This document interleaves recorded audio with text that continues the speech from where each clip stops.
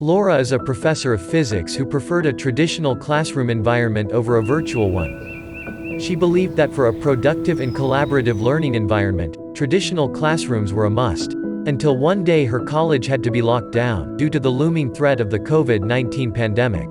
Within a few days after the lockdown, she was forced to shift to online teaching and was very upset about it.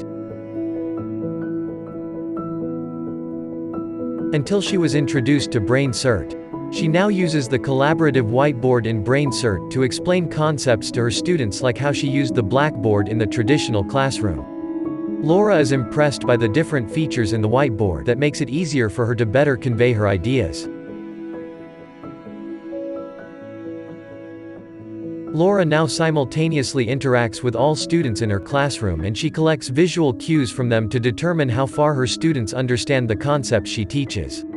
Being an instructor who prefers a collaborative learning environment, Laura now uses the breakout rooms in BrainCert to split the class into small groups to foster collaborative learning.